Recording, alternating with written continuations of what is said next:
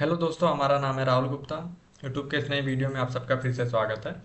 अगर बात करें आज की वीडियो की, तो आज की वीडियो में हम आप लोगों को बताने वाले हैं कि जो हम लोग का यूपी स्कॉलरशिप का जो फॉर्म भरा जा रहा है, वो हम लोग का फॉर्म अभी तक क्यों नहीं हम लोग के पास, हम लोग के लिए मतलब साइट क्यों ओपन नहीं की गई है। और साथ ही साथ हम ये भी बात करने वाले हैं कि अगर हम लोग फॉर्म को अप्लाई करना चाहेंगे तो हमको कौन कौन से डॉक्यूमेंट की ज़रूरत होती है और कौन कौन से डॉक्यूमेंट हमारे पास होना चाहिए, और डॉक्यूमेंट में किस कमी की वजह से हमारा फॉर्म रिजेक्ट हो जाता है। तो सारी चीज़ के बारे में इस वीडियो में हम लोग देखने वाले हैं। तो उम्मीद करते हैं आप लोग इस वीडियो को पूरा देखिएगा और साथ ही साथ हमारे वीडियो को लाइक करने की कोशिश करिएगा, ठीक। तो देखिए, सबसे पहले बात कर लेते हैं डॉक्यूमेंट के बारे में कि डॉक्यूमेंट में क्या गलती नहीं होनी चाहिए और कौन कौन से डॉक्यूमेंट हमारे पास होना चाहिए। उसके बाद हम लोग सेकेंड स्टेप में देखेंगे कि हमारा फॉर्म ये कब तक आ सकता है, उसकी सारी डिटेल्स हम आप लोग को एकदम आराम से बताने वाले हैं, ठीक। तो देखिए, सबसे पहले बात करने वाले हैं यहाँ पे अपने फर्स्ट डॉक्यूमेंट के बारे में कि सबसे पहला हम लोग का डॉक्यूमेंट क्या होना चाहिए। तो देखिए, सबसे पहला जो हमारा डॉक्यूमेंट होना चाहिए वो हम लोग का मार्कशीट होनी चाहिए। मार्कशीट का मतलब क्या है कि हमने जहाँ भी इससे पहले पढ़ाई की थी या इसी कॉलेज में हमने पढ़ाई की थी। अगर सेकेंड ईयर के हम लोग मान लीजिए हम सेकेंड ईयर में है तो हमारी फर्स्ट ईयर की मार्कशीट की हमको ज़रूरत होगी। अगर हमने फर्स्ट ईयर में अभी अभी नया नया एडमिशन लिया है तो हमको क्या ज़रूरत होगी कि हमको इससे पहले जहाँ हम स्टडी करते थे, मान लो कि हम ट्वेल्थ करके आए तो हमको ट्वेल्थ की मार्कशीट की ज़रूरत होने वाली है। और हमने ट्वेल्थ नहीं की, टेंथ किया, तो हमको टेंथ की मार्कशीट की ज़रूरत होने वाली है। तो मतलब इससे पहले हम लोग जहाँ पढ़ते थे या इस अगले साल, इससे पिछले साल हम लोग जहाँ पे भी पढ़ाई किए हैं तो उसकी हमको मार्कशीट की जरूरत पड़ने वाली है, ठीक।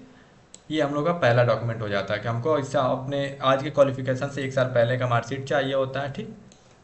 और साथ ही साथ दूसरे डॉक्यूमेंट की हम बात करेंगे तो दूसरे डॉक्यूमेंट में हमारा मोस्ट इंपॉर्टेंट आ जाता है कास्ट सर्टिफिकेट। हमको कास्ट सर्टिफिकेट चाहिए होता है और कास्ट सर्टिफिकेट हमारा वैलिड होना चाहिए। वो हमारी गवर्नमेंट की वेबसाइट होती है ई डिस्ट्रिक्ट, उससे वेरीफाइड होना चाहिए, ठीक।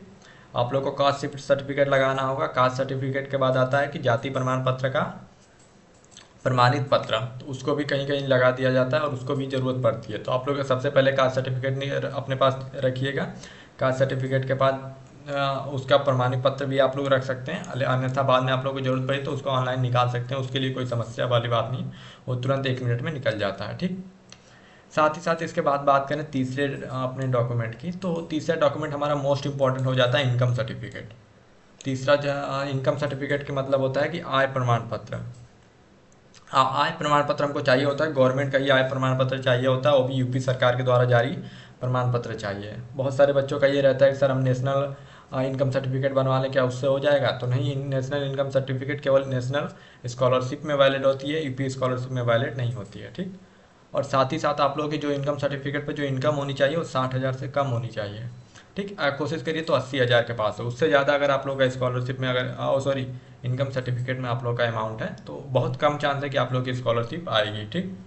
ये हो गए तीन डॉक्यूमेंट हो गए हमारे। अब चौथे डॉक्यूमेंट एक और आ जाता है इसमें, डोमिसियल सर्टिफिकेट, जिसको हम लोग बोलते हैं कि निवास प्रमाण पत्र, ठीक। यूपी सरकार द्वारा प्रमाणित निवास प्रमाण पत्र भी हमारे पास होना चाहिए। तो ये टोटल 4 डॉक्यूमेंट तो सबके पास होंगे। जितने लोगों को स्कॉलरशिप भरनी है उसने पहले से तैयारी करके रखा हुआ है, ठीक। एक बात और जान लीजिए कि सारे डॉक्यूमेंट हमारे वैलिड होना चाहिए। ऐसा नहीं है कि कोई डॉक्यूमेंट हमारा एक्सपायर है उससे हम लोग स्कॉलरशिप भर दें तो हमारा इनवैलिड मान दिया जाता है और बाद में जाके हमारा रिजेक्ट कर दिया जाता है, ठीक। चलिए, अब बात कर लेते हैं हमारा बैंक पासबुक के बारे में। तो बैंक पासबुक का कहने का मतलब ये है कि हमारे पास एक चालू बैंक अकाउंट होना चाहिए, जिसमें मतलब लेन देन हमारा चालू हो, ठीक। फ्रीज अकाउंट इसमें नहीं चलता है, तो हमारा चालू बैंक अकाउंट होना चाहिए। साथ ही साथ जो हमारा बैंक है उसमें हमारा केवाईसी उसमें कंप्लीट होना चाहिए, और केवाईसी कंप्लीट के साथ साथ उसमें एनपीसीआई मैपिंग होनी चाहिए, ठीक। एनपीसीआई मैपिंग क्या होती है? एनपीसीआई मैपिंग ये होती है कि बैंक से हमारा क्या होता है कि आधार लिंक होता है, ठीक। बैंक अकाउंट से हमारा आधार लिंक होता है, तो उसको हम लोग बोलते हैं एनपीसीआई मैपिंग। इसको कराने के लिए आप लोगों को कुछ नहीं करना है, जस्ट अपने ब्रांच पे विजिट करना है। वहाँ जाके आप लोग बोलेंगे कि सर हमको एनपीसीआई मैपिंग करानी है। एक सिंपल सा फॉर्म देंगे, उसको फॉर्म फिल करके आप लोग सबमिट कर दीजिएगा। लगभग 48 से 72 घंटों में आपका एनपीसीआई मैपिंग ऑन हो जाती है। ये सिंपल सा प्रोसेस होता है, ठीक, पासबुक के बारे में। अब बात करें छठवें नंबर पे, तो छठवें नंबर पर हमको फ़ी पेमेंट रिसिप्ट चाहिए। फ़ी पेमेंट रिसिप्ट का मतलब क्या होता है कि एक हम लोग को जो रिसिप्ट हमने जहाँ भी पेमेंट किया, कॉलेज में पेमेंट किया तो हमको वहाँ से कॉलेज वाले रसीद बना के दिए होंगे। ऑनलाइन किए हैं तो ऑनलाइन हमको रिसिप्ट बना के मिली होगी। तो उस रिसिप्ट की हमको ज़रूरत होती है यूपी स्कॉलरशिप का फॉर्म भरने के लिए। तो रिसिप्ट हम लोग को चाहिए होती है, ठीक। अगर आपके पास रिसिप्ट नहीं है तो आप कॉलेज से भी ले सकते हैं, कॉलेज से ये रिसिप्ट हमको दोबारा मिल जाती है, ठीक।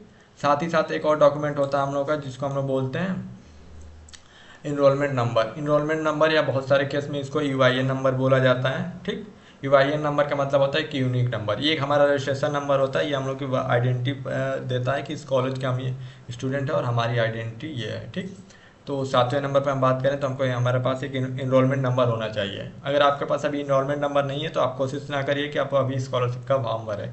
आप वेट कर लीजिए 10-15 दिन में आपके पास जब इनरोलमेंट नंबर आ जाएगा तभी आप लोग स्कॉलरशिप का फॉर्म भरिएगा। ठीक, ये हो जाता है। इनरोलमेंट नंबर के बाद आप लोग के पास एक आधार कार्ड होना चाहिए। ठीक, आधार कार्ड पर एक और चीज़ जान लीजिए, आधार कार्ड पे जितना डेटा है आप लोगों का, ये पूछा बैंक अकाउंट से आप लोग का पूरा मैच करना चाहिए।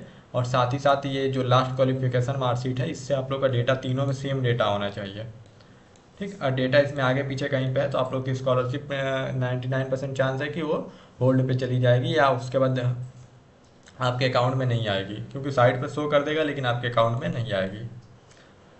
तो उम्मीद करिए कि सारे जगह आप लोगों का डाटा जितना मतलब डाटा का मतलब इन्फॉर्मेशन है वो सेम रहे, मतलब किसी का नाम किसी चीज़ में मिस्टेक ना रहे। अगर आप लोगों में अभी कुछ गलती है तो आप लोग उसको सही करा सकते हैं। और इतने डॉक्यूमेंट के बाद आप लोगों को एक चाहिए होता है सिंपल सा फ़ोटो। ठीक, एक फ़ोटो चाहिए होता है पासपोर्ट साइज। टोटल ये जितने डॉक्यूमेंट हैं 1 2 3 4 5 6 7 8 9, टोटल 10 डॉक्यूमेंट चाहिए होता है। 10 डॉक्यूमेंट हमने बता दिया। एक हमको लास्ट ईयर की मार्कशीट चाहिए होती है, आय जात निवास हमको चाहिए होता है, बैंक पासबुक हमको चाहिए होता है, और साथ ही साथ हमारा इनरोलमेंट नंबर चाहिए होता है, आधार कार्ड चाहिए होता है, बैंक पासबुक फ़ोटो चाहिए होता है। ये उन बच्चों के लिए जो अभी पहली बार स्कॉलरशिप भरने जा रहे हैं। ठीक, जो बच्चे एक सब बार भर लिए उनको रिन्यू करना है तो उनके लिए कुछ नहीं चाहिए होता, उनके लिए बस उनका सेकेंड ईयर का मार्कशीट चाहिए होता है, बस उतने से उनका स्कॉलरशिप फॉर्म भर दिया जाता है। ठीक, और एक और बात बता दें कि यहाँ पे अगर आप पॉलिटेक्निक कर रहे हैं, ठीक, या अभी बीटेक करने गए हैं, आप ए के के एग्ज़ाम के थ्रू सेलेक्ट हुए हैं और पॉलिटेक्निक कर रहे हैं तो जेई कप के थ्रू अगर सेलेक्ट हुए हैं तो आपको वहाँ पे आप लोगों का लगेगा आप लोगों का वहाँ पे एडमिट कार्ड लग सकता है। ठीक, एडमिट कार्ड या प्रोविजनल लेटर भी आप लोग का लग सकता है, या जिसको हम लोग बोलते हैं रिजल्ट लग सकता है। ए से अगर आपने बीटेक कर रहे हैं तो आप लोग का ए का रिजल्ट लगेगा, और जेई कब से आप लोग पॉलिटेक्निक कर रहे हैं तो आप लोग का क्या होगा कि आप लोग का रिजल्ट लगेगा।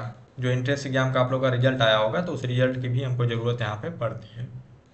ये होता है हम लोग का फुल प्रोसेस। इससे ज़्यादा डॉक्यूमेंट आप लोग के कहीं भी नहीं मांगे जाएंगे और इससे कम ही डॉक्यूमेंट में आप लोग का स्कॉलरशिप फॉर्म भर दिया जाएगा। ठीक, तो उम्मीद करते हैं ये वीडियो अभी तक आप लोगों को समझ में आया होगा। साथ ही साथ अब बात कर लेते हैं कि हम लोग का ये जो साइट है हम लोग के लिए कब ओपन किया जाएगा, मतलब जो पोस्ट मैट्रिक स्टूडेंट है उनके लिए कब ओपन किया जाएगा। तो आप लोग के लिए साइट ओपन होने वाली है 10 से 15 सितंबर के बीच में, कभी भी ये साइट ओपन हो सकती है। और जब भी साइट ओपन होगी तो उसका नोटिफिकेशन आप लोग को हमारे चैनल के माध्यम से दे दिया जाएगा। अगर आप हमारे चैनल पर नहीं ज्वाइन हुए हैं तो हमारे चैनल पर ज्वाइन हो सकते हैं, उसका लिंक हमारे डिस्क्रिप्शन बॉक्स में मिल जाएगा, वहाँ पर हमारे चैनल का लिंक मिल जाएगा, आप लोग वहाँ से ज्वाइन कर सकते हैं। ठीक, चैनल के साथ साथ आप लोग हमारे व्हाट्सएप ग्रुप को भी ज्वाइन कर सकते हैं, जिसमें आप लोग को इन्फॉर्मेशन सबसे पहले मिल जाती है और कोई समस्या हो तो उसका समाधान भी वहाँ हो जाता है। साथ ही साथ आप लोग को बात करें कि अगर आप पॉलिटेक्निक कर रहे हैं तो एक बार हमारे प्लेलिस्ट को आप विजिट करके देख सकते हैं। वहाँ पे आपके हर ब्रांच की बुक की पीडीएफ हम पहले से अपलोड कर चुके हैं, चाहे आप फर्स्ट ईयर हो, सेकेंड ईयर हो, थर्ड ईयर हो। तो अगर आपके पास अभी भी कोई बुक नहीं है तो हमारे प्लेलिस्ट में एक बार विजिट करके बुक को डाउनलोड कर लीजिए और अपनी स्टडी को ज़्यादा आसान बना लीजिए। ठीक, यहाँ तक आप लोग को वीडियो पसंद आया होगा। मिलते हैं अगले वीडियो में, तब तक के लिए गुड बाय।